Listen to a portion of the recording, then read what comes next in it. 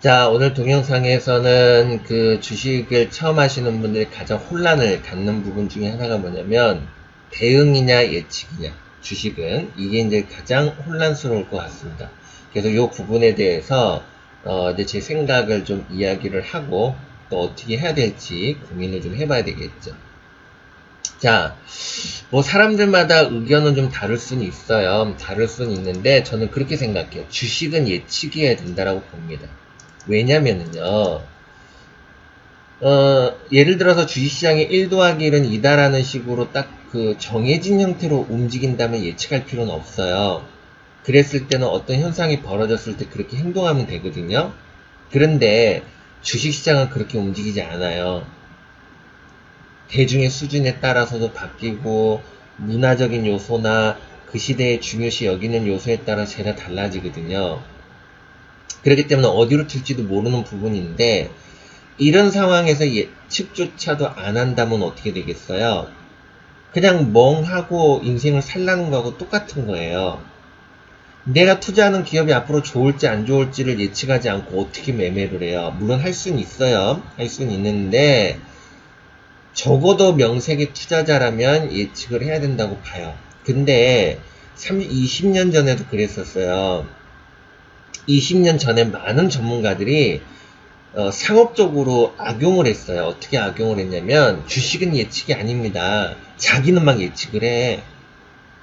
예측이 아니에요. 그냥 여러분들은 내가 하라는 대로 따라오면 됩니다. 왜 예측을 해요? 주식은 예측이 아니에요. 계속 이런 식으로 말을 빌빌 꼬면서 상업용으로 많이 사용을 했었습니다. 근데 사람들은 그거를 그냥 곧대로 1 더하기는 2다 이렇게 외우고 그렇게 실천을 했을 뿐이지만, 어떻게 주식을 예측을 안 할 수가 있어요. 그잖아요. 근데 요 근래에서도 그래요. 옛날에도 그랬지만은 자기가 이제 주식을 해서 실패를 하잖아요. 그럼 대부분 그래. 내가 주식을 실패한 이유는 예측을 해서 그래. 주식은 역시 대응을 해야 돼. 이렇게 얘기를 하거든요. 그리고 금세 뒤돌아서서 옛날에 캔들이 이렇게 됐는데 이것도 이것을 의미하는 거 아닙니까? 앞으로 이게 어떻게 될까요? 부터 시작해서 또 그렇게 얘기를 해요. 왜? 타고난 거거든. 혈액형 논리도 왜 그렇게 열광을 하겠어요? 이건 인간의 타고난 본성이거든요. 그래서 이 예측을 하려고 무수히 많은 과학이 발전을 하고 하는 거예요. 안 그렇습니까? 예측이라는 게 없이 어떻게 과학이 발전할 수 있어요? 의학이라는 것들도 예측이잖아요, 사실상은. 그쵸? 그래서 예측이라는 부분이 잘못된 게 아니고요. 이것을 맹신하는 게 잘못인 것이죠. 그래, 안 그래요? 안 그렇습니까? 그래서 예측이 문제가 아니고 맹신하는 게 문제다.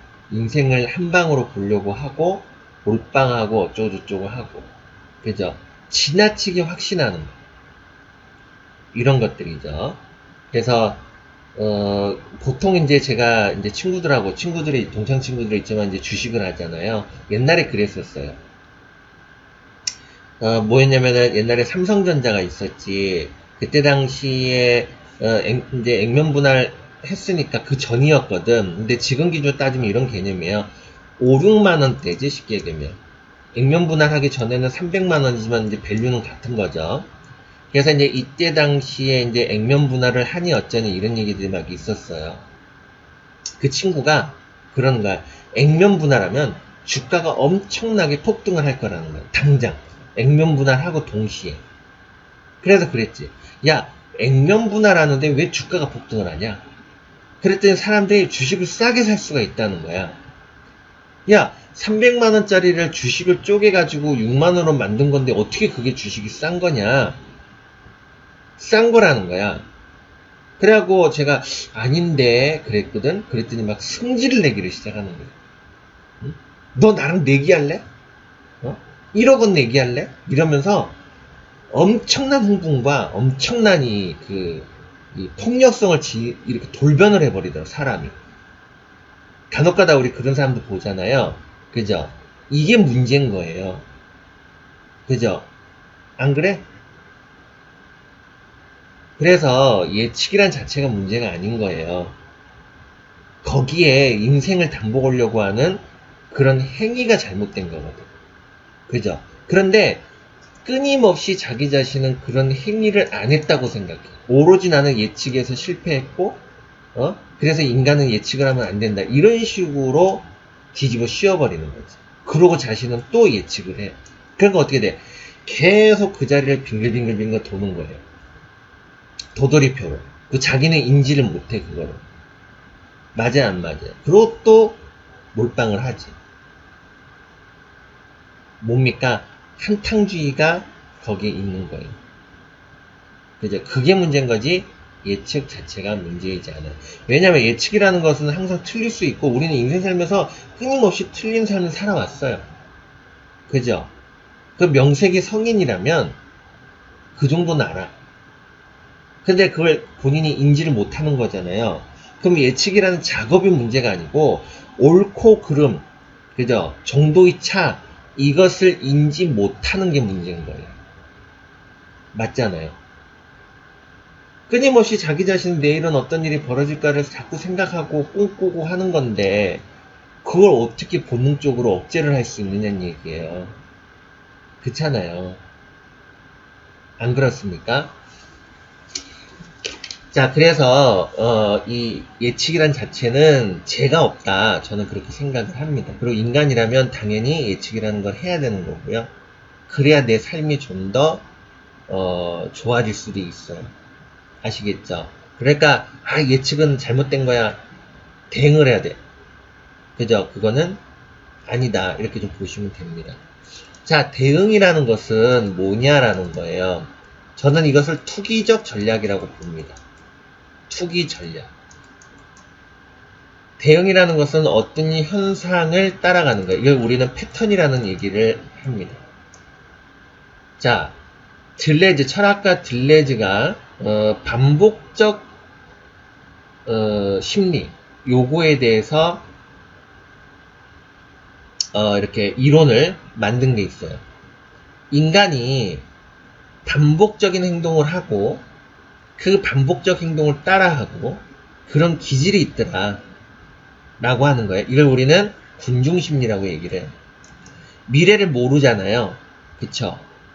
그러니까 미래를 모르는데 예측이 어려우니까 그 군중에 편중하려고 하는 습성이 나온다는 거예요. 아시겠습니까? 그래서 이제 반복적인 태도를 보여요. 그래서 주식시장이 일정한 기간을 놓고 반복되는 흐름이 나타나요. 언제까지인지 얼마만큼인지 모르지만 어느 정도 기간, 그 어느 정도 기간이란 건 시대에 따라 다르겠지, 상황에 따라 다르겠지만 분명히 우리가 뭐 A, A 다시, 뭐 B, B 다시 이러면서 가다가 갑자기 막 C로 넘어가기도 하고 또 C가 되면 또 C 다시라는 그런 어떤 반복적 패턴이 나타난다는 거예요. 그것이 이제 차트로 보여진다는 거죠. 이걸 우리는 뭉뚱그려서 이걸 분석한 게 바로 패턴 분석이라고 하는 거예요. 그래서 대응이라는 것은 미래에 일어나지도 않은 미래를 예측하는 행위가 아니고 현재 눈에 보여지는 그 패턴을 따라하는 거예요. 그래서 그 패턴이 끝날 때까지 대기하는 거예요. 그래서 그 패턴이 깨지면 나는 스톱하는 거예요. 그리고 또 똑같은 패턴이 나오면 또 들어가는 겁니다. 이게 대응이라는 거예요. 그러면 여기에는 기업 가치고 나발이고 없다는 얘기지. 그죠? 그래서 특정 종목이 장기 적자인데도 불구하고 테마주들이 비정상적으로 주가가 버블되는 이유가 바로 이 대응이라는 군중 심리 때문에 나타나는 현상들이에요. 그러면 이건 뭐냐? 밑 빠진 독에 물 붓기죠? 그죠? 돈줄 떨어지면 밀리는 거예요. 그래서 수급이 따라 붙게 되는 거죠. 수급 분석이라는 게 패턴 분석에 따라 붙는 거예요. 이해되셨습니까? 그래서 이런 영역이 존재를 해요. 하나는. 아시겠죠? 그 다음에 예측적 영역이라는 것은 그 기업의 미래 가치예요. 현재 가치와 미래 가치입니다. 그죠? 이게 바로 예측의 영역이에요. 아시겠죠? 자, 그러면 이렇게 보시면 돼요. 시장에는 예측을 하려고 하는 사람도 있고 대응을 하려고 하는 사람들이 있어요. 그러겠죠. 초보자들 빼고 초보자들 그냥 이리 갔다 저리 갔다 하는 거고 나름대로 경력이 있고 짬밥 있고 자기 철학이 있고 정체성이 있고 행동과 말이 일치하는 사람이 있을 거 아닙니까? 그래서 프로들이 있겠죠. 그 프로에는 예측적인 사람이 있고 대응적인 사람이 있을 수 있겠죠. 그쵸? 우린 여기에 보통 엔젤 투자자들도 있고요. 뭐 두루두루 있어요. 시세 변동에는 크게 중요시하지 않고 그냥 좋고 나쁘고의 어떤 그런 투자 이런 영역이 있게 되겠죠. 우리가 그런 얘기를 해요. 소수가 세상을 이끌어간다고 그러잖아요. 그죠? 이와 마찬가지로 생각을 해보세요. 대응론자들은 패턴이 깨지면 집어 던지죠. 그럼 어떻게 돼? 바닥을 안 잡아주죠. 맞아 안 맞아? 투기론자들은 바닥을 안 잡아줄 거 아니야. 바닥은 누가 잡아? 중장기 투자자들, 중장기 투자는 말 그대로 예측이라는 영역이 필요하잖아요. 말로는 주식은 대응이다 그러면서 중장기 투자하는 건 말도 안 되는 거지. 왜 그냥 우리는 패턴이 중장기적으로 나타나지 않거든요. 그래 안 그래요? 패턴은 짧게 나타나요. 근데 나는 중장기를 한다는데 패턴 분석이 안 되는 중장기를 하겠다는데 대응을 해야 된다 그러면 이 사람은 뭐가 뭔지 모르는 거예요. 자기가 무슨 얘기를 하는지 모르는 거예요. 안 그렇습니까? 중장기 하려면 먼 미래를 내가 내다봐야지만 되는 건데 어떻게 대응을 해요 그거를. 말도 안 되는 얘기들이지. 그래서 누군가는 바닥을 잡아줘야 돼. 그게 누구겠어? 중장기 투자자들이겠죠. 그죠? 그러면 그렇게 해서 바닥이 잡혀지면 어떻게 돼? 그 뒤로부터는 패턴이 형성이 될 수밖에 없겠죠. 생각해보세요. 주가가 폭락을 했어요. 그죠? 그러면 이거는 폭락이라는 패턴이 존재하는 거잖아요. 그러면은 이제 대응적 관점에서는 이건 매수가 안 되지. 하락으로 이익이 발생되는 게 아니기 때문에. 그죠? 계속 이런 식으로 올라간다 그러면 이제 이거는 패턴이니까 대응적 관점에서 매수매도를 계속 반복하잖아요. 그쵸? 그래서 이긴 되는 건데 이 떨어지는 이 폭락을 누가 잡아야 돼? 미래에 대한 예측이라는 도구를 사용하는 사람들이 잡아줘야 돼. 그럼 바닥이 형성이 된단 말이야. 그죠? 바닥이 형성이 되면 이제 이런 식으로 내려왔다 이런 식으로 이제 패턴이 형성이 되면 어떻게 돼? 단기 투자자들 들어와서 매수매도를 반복하게 되는 거죠. 그쵸? 그래 이런 식으로 매수매도를 반복을 하다가 이제 이 기업이 앞으로 좋아진다 나빠진다라는 것은 이제 예측이잖아요. 앞으로. 그죠? 좋아진다 나빠진다라는 건 예측이지. 왜 벌어지지 않았는데 확정적으로 어떻게 규정하겠어? 그러면 누군가는 예측을 하는 사람이 앞으로 좋아지니까 이게 이렇게 오를 거라고 생각해서 매수를 하게 되면 어떻게 돼? 올라가고 힘이 딸리면 떨어지지. 그런데 이제 투자자들 중에는 달릴 때 살 수 있는 사람이 있고 달릴 때 못 사는 사람들이 있어요. 다 자기 영역이 있어요. 중장기 투자자들도. 그래서 이제 이런 식으로 이제 달릴 때 못 사는 사람 밑에다 대놓고 달릴 때 사는 사람들은 급해서 사고 그죠? 이렇게 하면서 이렇게 패턴이 형성이 되면 그때부터 이제 대응론자들이 들어가서 매수매도를 하게 되는 거예요. 그러다가 올라가다가 중장기 투자자들이 목표 실현이 되고 털면 이 패턴이 깨져버리죠. 그렇죠? 그럼 이제 또 단기 투자자들도 털고 이런단 말이에요. 그래서 이런 식으로 시장에는 영역이 나눠져 있어요. 그래서 여러분들이 예측이 옳은 것인지 대응이 옳은 것인지는 저는 그래요. 나는 투자자다. 난 투자를 하고 싶어. 기업의 미래 가치를 뭐 어쩌고저쩌고 하고 싶어. 그런데 나는 대응을 하겠다. 그죠? 그럼 그거는 앞뒤가 안 맞는 사람. 그죠? 뭐 이런 거예요. 그래서 여러분들이 정체성을 결정을 해야 되는데 우리 장롱은 투기와 투자의 병행이에요. 우리 사고방식이. 투자 범위 내의 투기적 전략. 그러니까 예측 범위의 대응 전략. 근데 예측 범위가 더 넓은. 그죠? 이런 성격을 갖고 있어요. 아시겠죠? 그러나 이제 여러분들이 장롱에게 조언을 얻을 때, 그러니까 비율로 따지면 딱 뭐 정확하지는 않겠지만 대략 지금은 그래요. 8대 2 정도. 그래서 8은 이제 예측적 범위에 있는 거지. 그래서 이것 때문에 이제 실패할 확률 때문에 분산 투자와 분할 매매를 상당히 중요시 여기는 이렇게 해서 이제 리스크를 분산하는 거거든요. 이런 구조를 갖고 있는데 여러분들은 9대 1이야. 그럼 여러분들한테 맨날 저한테 얘기를 해봐야 대화도 안 통하고 얻을 것도 없고 그래요. 왜? 서로 보고 있는 것도 다르고 생각하는 것도 다르고 그런데 어떻게 그 궁금증을 해결을 할 수가 있겠어요. 그렇지 않습니까? 그래서 이런 부분이라서 여러분들이 명확하게 이게 해야 돼요. 아시겠죠? 그래서 예측을 할 거냐 대응을 할 거냐. 근데 이제 주식을 처음 하시는 분들은 이왕이면 두 영역을 모두 해보는 게 좋아요. 그래야 시야가 넓어지거든. 어느 하나만 하면 우물안 개구리가 될 수 있어요.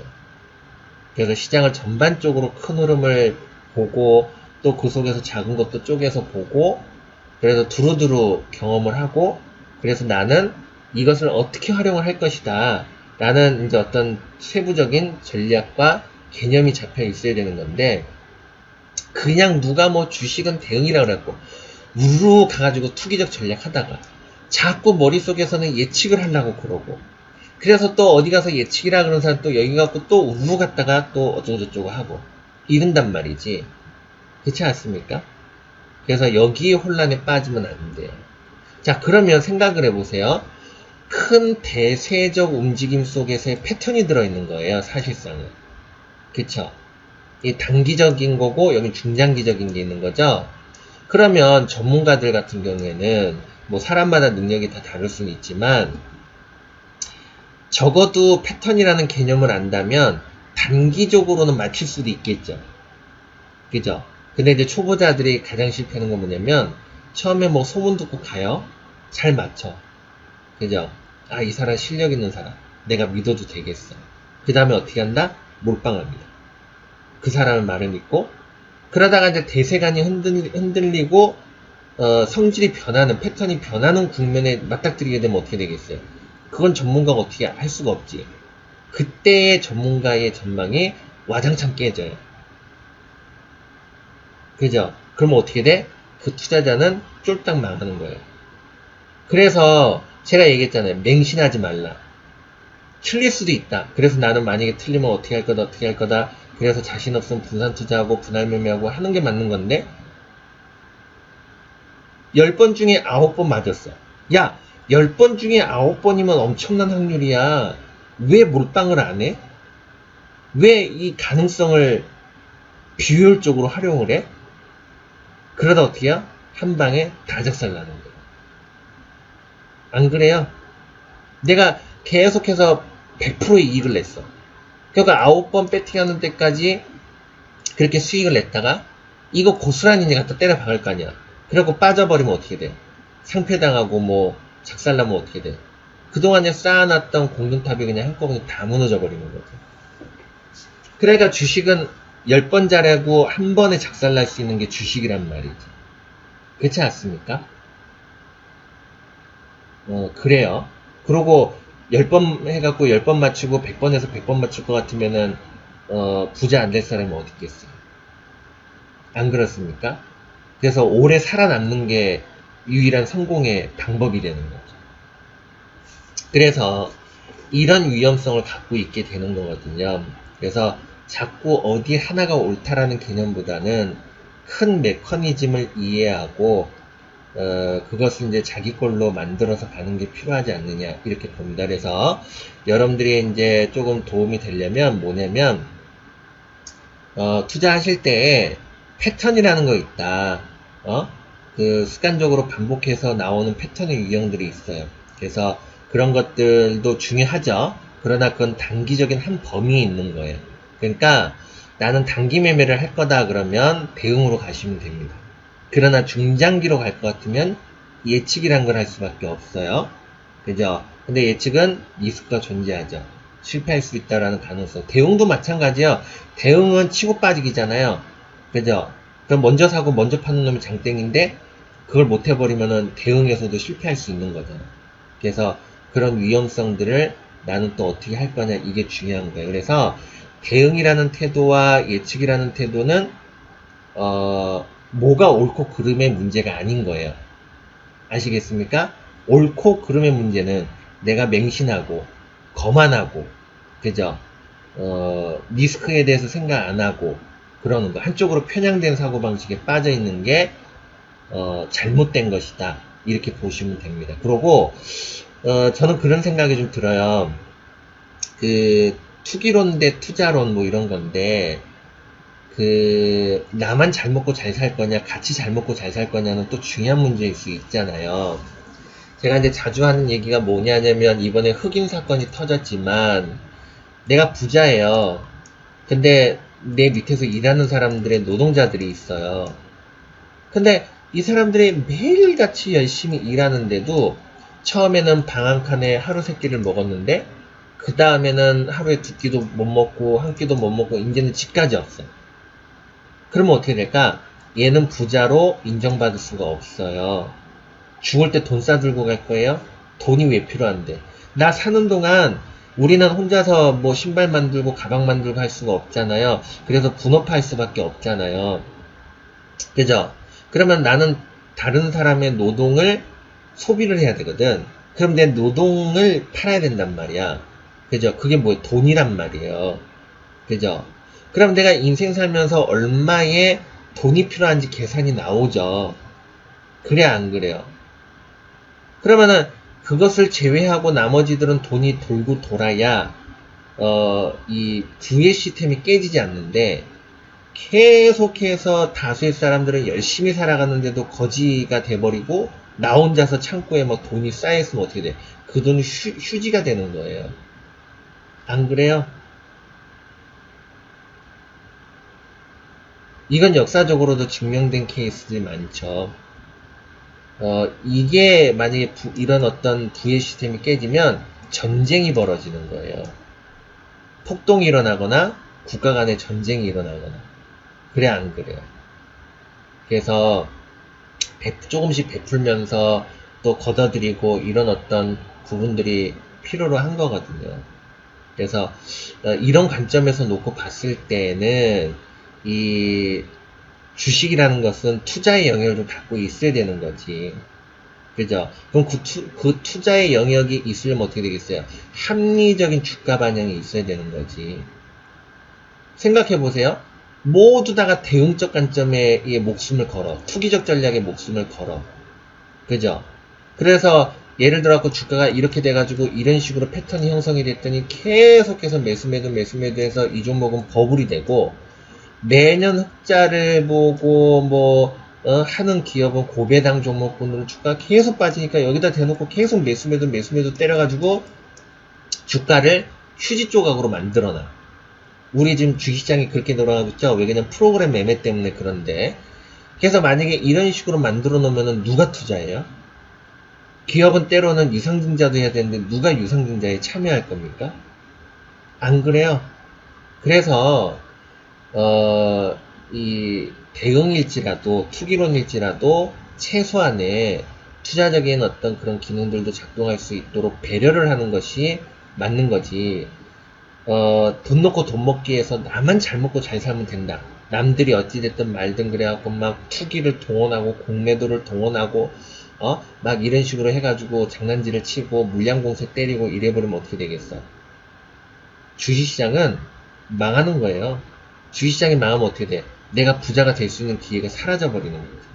그래서 그래요. 그래서 이런 어떤 철학적인 부분들을 여러분들이 좀 정의를 내리고 거기에 걸맞게 이렇게 하는 게 필요한 것이지, 자꾸 말돌리기로 왔다 갔다 정체성 함정에 빠진 것처럼 그런 식으로 해봐야 득이 될 거는 전혀 없다, 이렇게 봅니다. 그래서 그 주식은 대응이냐 예측이냐 라는 부분은 이렇게 정의를 하도록 하겠습니다.